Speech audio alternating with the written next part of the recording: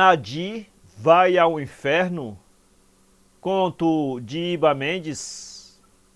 Assim que almoçou sua suculenta feijoada, Nadi foi fazer a sesta costumeira numa confortável poltrona reclinável de couro.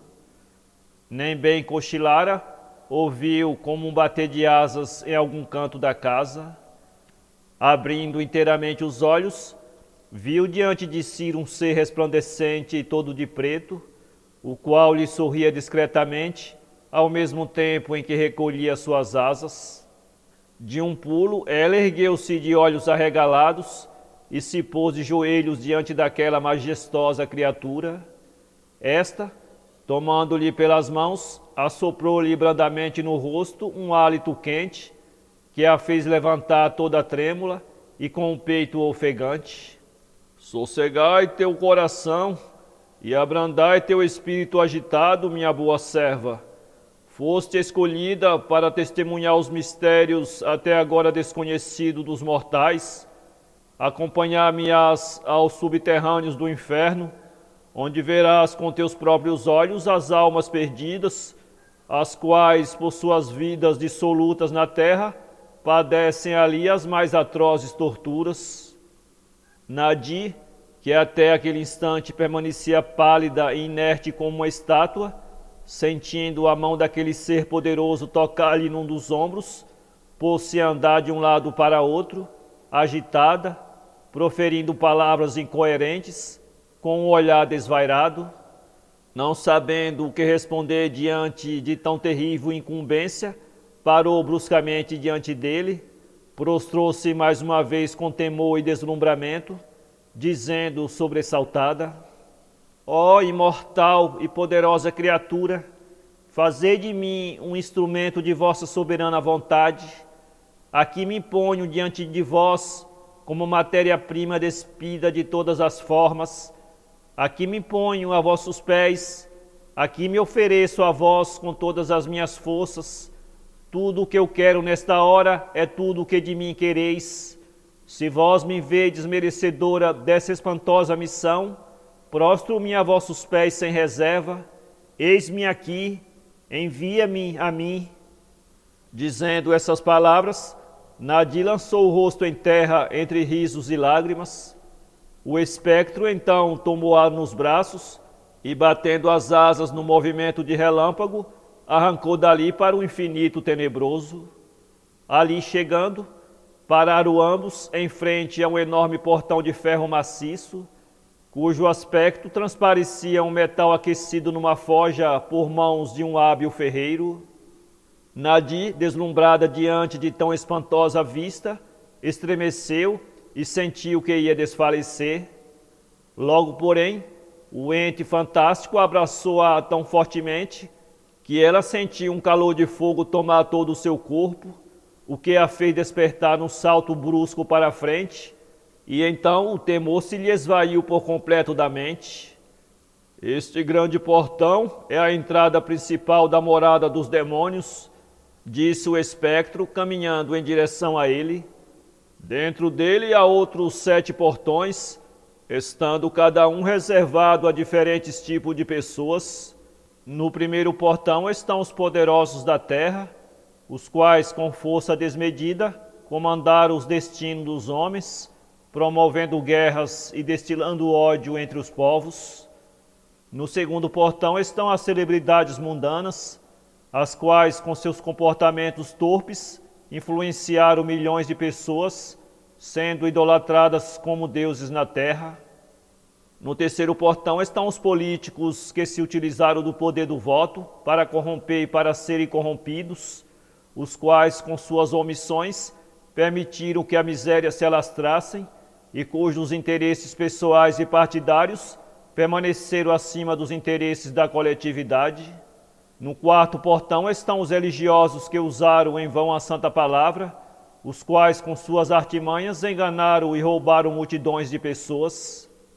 No quinto portão estão os homens e as mulheres que adulteraram, que usaram seus corpos para gozar das luxúrias do pecado, que se utilizaram de posições malignas nas suas intimidades, que durante o coito santo gemeram e pronunciaram palavras profanas. No sexto portão estão aqueles que se embeberam da vaidade, as mulheres que se maquiaram, que pintaram suas unhas, que fizeram as sobrancelhas e que realizaram plásticas para modificar seus corpos, e também os homens que se depilaram, que se deixaram tatuar e que malharam seus corpos por pura frivolidade. Finalmente, no sétimo portão estão os chamados ateus, os quais fizeram da ciência o substituto dos deuses que negaram. A essas explicações, o espectro tirou então do seu roupão preto resplandecente uma grande chave toda de ouro, com a qual, no movimento rápido, escancarou o imenso portão em brasas. Entraram. Já dentro do inferno, subiram no pináculo de uma torre. Dali o espectro aponta para os 7 portões e traça o plano de suas peregrinações por cada um deles. Antes, porém, adverte a Nadir para que não se deixe dominar pelas emoções, pois o que ela verá ali serão cenas de tal modo horríveis que nenhum ser humano desde Adão jamais as pôde contemplar. Nadir, que se atentava a tudo com profundo interesse e reverência, estremeceu mais uma vez e bagas de suor quente se derramaram em sua fronte. Logo, porém, recuperou sua total lucidez e disse: sim, poderoso ser, manter-me-ei apática e serei forte. Nesse momento, o espectro toma-lhe pelas mãos e salta com a rapidez de um relâmpago, indo parar bem rente ao primeiro portão do inferno. Ali chegando, toma de uma pequena chave de prata e abre o hediondo portal. Entraram. Dentro, Nadir não pôde sufocar um grito de terror.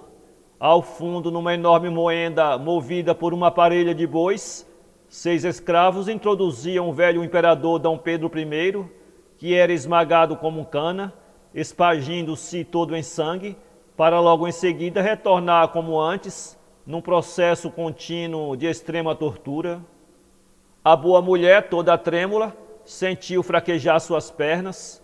O espectro, porém, com um olhar penetrante, fê-la recobrar os ânimos e continuaram a caminhada. Mais adiante se depararam com uma masmorra toda branca, construída de grandes pedras de sal. Dentro dela, o ditador Getúlio Vargas, com as 2 mãos amarradas e a cabeça presa entre 2 blocos de brasas, tinha introduzido na boca um tipo de mangueira, com a qual 2 homens com roupas de prisioneiros despejavam ininterruptamente água salgada de bacalhau.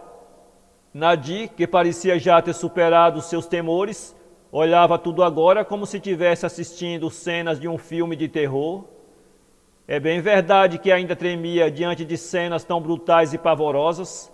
No entanto, aos poucos ia perdendo toda a empatia por aqueles miseráveis pecadores, de modo que assim, sensível aos sofrimentos, podia atentar-se com mais destreza para tudo que lhe era mostrado, sem ceder à emoção humana.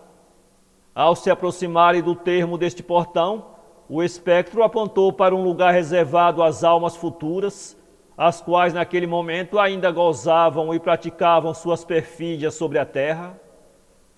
Mirando bem, ela viu claramente Lula e Bolsonaro, ambos pelados e de mãos dadas, correndo e latindo como cães sardentos, sendo perseguidos por uma legião de demônios que os açoitavam com chibatas de ferro em brasas. Estes 2 homens, disse o espectro, colocaram irmão contra irmão, filho contra pai, mulher contra marido, e destilaram ódio no meio do seu povo. Nesse momento, quem reparasse bem, veria uma lágrima de tristeza descer das pupilas da boa mulher, que indagou: mas como pode isso, se o Bolsonaro frequentava as igrejas e o Lula ajudava os pobres? Ao que respondeu o espectro com um risinho no canto da sua boca luzente: o diabo também faz todas essas coisas. Saindo dali, num voo rápido, chegaram ao segundo portão, que foi aberto por uma chave de platina. Entraram. Sob uma enorme cavidade subterrânea, à esquerda do portão, 3 fanqueiros famosos se banhavam numa piscina de enxofre, enquanto caiu sem trégua sobre eles, em forma de brasas vivas, os objetos que ostentaram quando viviam sobre a terra. À direita, alguns jogadores da seleção brasileira disputavam uma partida de futebol, cujas gramas do campo eram fagulhas que se soltavam do terreno arenoso de carvão em brasas, sendo a bola uma enorme esfera de partículas pontiagudas em forma de caveira. Por fim, bem no centro, num teatro em chamas, um grupo de atores e atrizes famosos participava de uma encenação em que pequenos demônios os beijavam com línguas de fogo, ao passo que outros grandes demônios, em estrondosas gargalhadas, filmavam tudo. Embora boquiaberta diante de cenário tão sinistro, Nadi não se comoveu e até considerou como justos aqueles terríveis castigos. Queria demorar mais tempo ali, porém o espectro alertou-lhe que o tempo era escasso e que, ele sendo permitido, poderia em outra ocasião oportuna retornar àquele local mais demoradamente.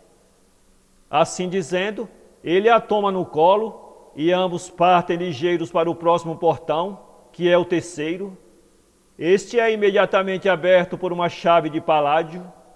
Entraram. No interior havia um enorme edifício no mesmo formato do Palácio do Congresso Nacional. Em cada conjunto de 7 andares, determinado grupo de políticos sofria penas específicas. Nos 7 primeiros estavam os deputados corruptos, os quais, por suas vidas de rapinagem na terra, eram ali atormentados por 13 demônios que, munidos de açoites laminados, os golpeavam continuamente. Nos 7 andares seguintes estavam os senadores, os quais, além de roubar, foram também omissos, e não pleitearam em favor dos que os elegeram. Como punição, 7 demônios introduziam em suas bocas um líquido esbraseado que enchia suas enormes panças, fazendo-os evacuar brasas vivas. Nos 7 próximos andares estavam os ministros do Supremo Tribunal Federal, todos eles vestidos de togas confeccionadas de material fétido. Entre gritos e exasperações, eles exigiam punições aos demônios, os quais, em resposta, cuspiam em seus rostos lavas ardentes. Por fim, nos últimos 7 andares estavam todos os que lucraram para bajular homens públicos, aqueles que, sem nenhum escrúpulo, rastejaram nos pés de seus políticos de estimação. Como castigo, eles eram obrigados a lamber botas de brasas vivas de uma legião de grandes demônios que riam às escâncaras. Nadi a tudo via com certo gosto e em alguns momentos chegou mesmo a rir interiormente daquelas grotescas cenas. Partindo dali, o espectro deslocou-se velozmente pelos ares, alçando rapidamente o 4º portão, que foi aberto por uma chave de ródio. Entraram. Grande foi a surpresa de Nadi ao ver reunidos no mesmo recinto pastores de diversas denominações, todos eles sofrendo as mesmas penas, que consistiam no uso de vestidos de pesadas capas de chumbo dourado, ao mesmo tempo em que andavam descalços sobre carvão em brasas. Entre gritos e lamentos, eles clamavam aos céus por misericórdia, ao que lhe respondia uma voz como num eco infinito: Apartai-vos de mim, vós que praticais a iniquidade, porque tive fome e não me destes de comer, tive sede e não me destes de beber, sendo estrangeiro não me hospedastes, estando nu não me vestistes, e enfermo e na prisão não me visitastes. Nesse momento, Nadi cai de joelhos e implora também por misericórdia, pois da mesma forma sente que tem sido omissa, ao que o espectro a conforta, dizendo que ela terá ainda muito tempo para corrigir suas falhas.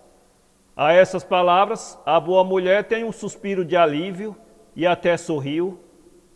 Findo este curto diálogo, o espectro alçou novamente voo e, como num raio, chegou ao 5º portão, o qual fora aberto com uma chave de irídio. Entraram. Adentrando naquele horrendo recinto, Nadi soltou um grito e levou as mãos ao rosto como para vedar os olhos, pois as cenas que ali contemplava eram por demais repugnantes para serem suportadas por suas pupilas puras e santas. O espectro, porém, abrandou-lhe o ânimo, dizendo ser necessário presenciar tudo aquilo, uma vez que o seu testemunho serviria para alertar os devassos da terra, a fim de que abandonem suas práticas pecaminosas. Então ela abriu bem os olhos e viu homens e mulheres numa orgia diabólica, todos nus dentro de uma piscina de água pútrida. No entanto, o que a mais impressionou era o fato de que os padecentes pareciam sentir prazer naquelas práticas bizarras e até se deliciavam com toda aquela nauseante fedentina. Horrorizada e visivelmente perturbada em seus brios de mulher casta, ela implorou para que fosse poupada de cenas tão sórdidas, ao que o espectro de pronto atendeu, indo diretamente para o sexto portão, que foi aberto por uma chave de ósmio. Entraram. Adentrando nesse infernal recinto, o espectro apontou para uma montanha à distância, onde se via enormes tochas de fogos que expeliam lavas escaldantes, as quais escorriam como água para um rio abaixo, onde uma multidão de homens e mulheres nadavam contra ondas que as empurrava de volta ao imenso braseiro líquido. Quem são essas miseráveis criaturas? Perguntou Nadir, ao que o espectro respondeu que se tratavam de pessoas que na terra achavam feio o que não era espelho, cujo mundo girava em torno de seus próprios umbigos. Essas pessoas, disse ele, viveram em função de suas vaidades, sem se importarem com a verdadeira essência do ser humano, que consiste em viver a vida em sua simplicidade, amando e sendo amado. Nadir muito se admirou dessas palavras, principalmente da parte que tratava do espelho, pois esse também era o seu ponto fraco. Partindo dali, o espectro saltou num voo ligeiro, chegando por fim ao sétimo e último portão, o qual abriu com uma chave de tungstênio. Entraram. Aqui, disse o espectro, estão aqueles que na vida manifestaram com soberbia suas descrenças, que se orgulharam em apontar com seus dedos sujos as sujeiras dos outros, isto é, como crentes criticaram os crentes. Eles nunca foram ateus, na verdade apenas agiram seletivamente em suas descrenças, pois no fundo de suas almas presunçosas acreditaram em homens para os quais atribuíam o poder da ciência, tomando-os como se fossem deuses. São eles os piores tipos de crentes, pois se fingiam de não sê-los, agindo como se fossem os verdadeiros iluminados, quando eram tão somente meros grãos de areia no oceano da vida. O seu castigo, continuou, consiste em permanecerem sentados eternamente em cadeiras de pregos, lendo para sempre o livro a que tanto odiavam. Nadir achou justa a punição, pois sempre considerou essa laia de gente como seres desprezíveis, dos quais muitas vezes fora vítima de malignas artimanhas. Aqui termina nossa jornada, disse o espectro. Agora voltarás à terra e alertará os homens sobre tudo o que aqui viste e ouviste. Se fores fiel ao que te ordeno, poderás brevemente ser agraciada com uma nova jornada ao céu. Vai! Dizendo essas palavras, o poderoso espectro, batendo as asas com tal estrondo que abalou todas as províncias do inferno, arrancou da sombra para o infinito azul. No mesmo instante, Nadir se viu na mesma sala, deitada na mesma poltrona de couro reclinável, ainda assustada com os horrores do inferno e ainda sentindo um leve gostinho da apetitosa feijoada.